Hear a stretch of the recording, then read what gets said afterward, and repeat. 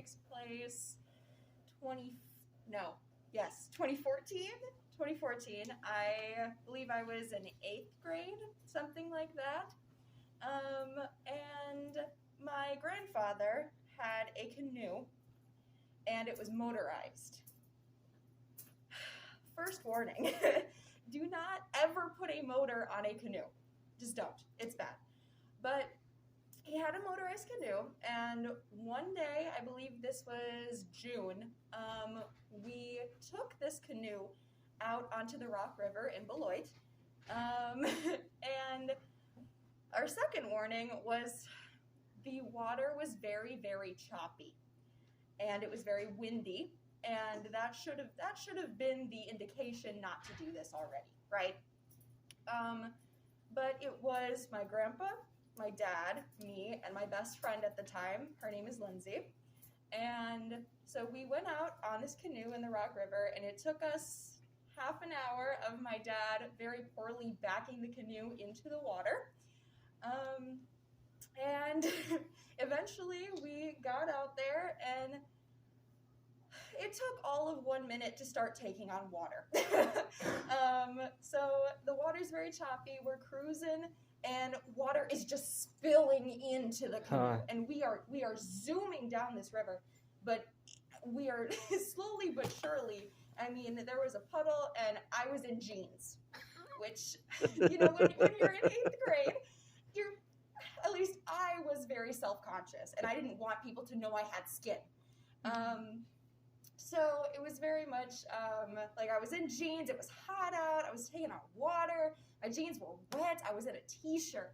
So it's like already soaked, and we had accumulated probably a foot of water in the canoe. And so we pulled over. We decided to take a short break and stop because there was just so much water already. We stopped at this very broken down dock that this lady who lived on the river had, and clearly it was not maintained. She did not use this dock. It was very rickety, very old wood. So we stopped there, and we were using a cup that was in the canoe to scoop this water out back into the river. And she came down, and she was like, "Can I help you?" And we're like, "Yeah, please." Like, we're just trying to scoop the water out. So we were very shaken at this lady with her attitude, and it's like all we needed to do was get the water out. So eventually we get enough water out that we deem it safe, and we continue our journey, and we're cruising for a couple more minutes before a speedboat comes by. And this speedboat is just zoom, like very, very fast. Like if you thought we were cruising, we're nothing compared to a speedboat. So, of course, the speedboat flies past us, and this, I don't know how else to describe it, but a tidal wave just comes straight at us from the speedboat. And it was in slow motion. I saw my life flash before my eyes. We were flying into the wave, and my father was in the back of the canoe. He was waving my grandpa down, who was at the front steering, and he's saying, "Dad, no, you can't do that." And so we're trying to get his attention. "Grandpa, no!" And sure enough, he steers us right into the wave. Oh no. And we took on just this wave poured into the canoe, and we sank. But it was, again, in slow motion. We tilted, and the canoe dove into the watery depths of hell of this rock river. And we were flying down to the bottom because the motor was still going. And eventually, the canoe was submerged and the motor died. But fortunately we had life jackets on and we floated to the top, but my dad and my grandpa had to latch onto the canoe, grab the canoe to drag it along the bottom because we would have floated all the way down without it. So they dragged this canoe while we floated down, and 3 or 4 boats passed us. We tried to wave. We said, hey, please stop. And they didn't stop.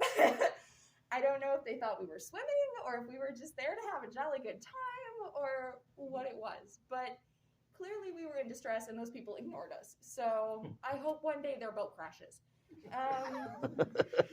But basically, so we floated for 5 minutes, which is a long time in very cold water when you're in jeans. And eventually these old women and their husbands pulled up on their fancy schmancy, pontoon boat. And they stopped and they yanked us up out of the water. And this, I don't know if any of you have ever been pulled out of water or just been pulled up over something, but it hurts. It does not feel good. So, and we're just drenched at this point. I mean, we're like a wet rat. So we're being pulled up onto their boat. We don't know these people. It's extremely awkward. And so they were very kind, at least. They were very nice. They gave us their Wisconsin Badger sweatshirts, very dry, very warm. However, one of the ladies was flirting with my dad. And that made me very uncomfortable because I'm this 13-year-old girl watching this 50-year-old woman flirt with my 30-year-old father. Very uncomfortable. And her husband was right there the whole time. So anyway, so eventually the water police get called. Yes, the water police, because they had an entire police boat. And there were red and blue lights, and they came, and I believe they confiscated the canoe. And there was this boating club at the Rock River who I believe is in charge of storing the boats there. And one of the ladies in the boating club said, all right, we'll give you back to your truck, because we had parked, we floated. See, we started here, we floated all the way down here in that time. And so we had parked back over here, right? And so she said, I'll give you a ride back to your car, which was fine, except I was menstruating, right? And she had these gorgeous white leather seats. Oh, no. Very clean, pristine car. And I saw those seats, and I almost cried.